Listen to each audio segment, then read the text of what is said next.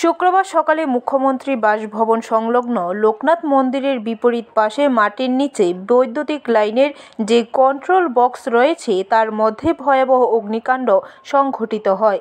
বক্সের বাইরে দিয়ে ধোঁয়া বের হতে দেখে পথচারীরা খবর দেয় দমকল কর্মীদের। দমকল কর্মীরা ঘটনাস্থলে পৌঁছানোর আগে ছুটে যায় বিদ্যুৎ নিগমের কর্মীরা। দমকল কর্মীরা ঘটনাস্থলে গিয়ে জল দেওয়ার প্রস্তুতি নেওয়ার সময় বিদ্যুতিক কর্মীরা তাদের বাধা দেয়। দমকল কর্মীদের কার্বন ডাই অক্সাইড গ্যাস দেওয়ার জন্য বলেন বিদ্যুৎ কর্মীরা। তখন কার্বন ডাই অক্সাইড গ্যাস দেওয়ার পর আগুন বেশি দূর ছড়াতে পারেনি। তারপর ঘটনাস্থলে ছুটে আসে মাটির নিচে বিদ্যুতিক লাইনের কাজের দায়িত্বে থাকা টেকনিশিয়ানরা। তারা এসে বিদ্যুতিক বক্সটি খুলে নির্দিষ্ট জায়গা দেখিয়ে দেওয়ার পর দমকল কর্মীরা আগুন নিয়ন্ত্রণে আনতে জল দেয়। তারপর আগুন নিয়ন্ত্রণে আসে। আমরা তো এখানে এসে দেখছি প্রচন্ড ধোঁয়া বেরিয়ে যাচ্ছে, বড় বড় আগুন বেরিয়েছে না, প্রচন্ড ধোঁয়া, ভিতরে আগুন জ্বলছে।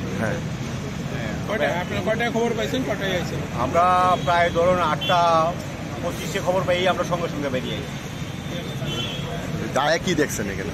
আয়া দেখছি এখানে এই যে ইলেকট্রিক ডিপার্টমেন্টের একটা এই যে মারুতি গাড়ি এখানে দাঁড়ানো আছে চকম নিয়ে। জিজ্ঞাসা করলাম, তারা জল দিতে না করছে, জল দেওয়া যেত না মেশিনটাতে।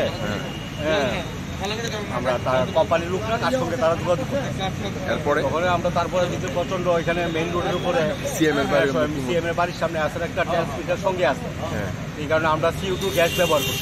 ব্যুরো রিপোর্ট, খবর ত্রিপুরা।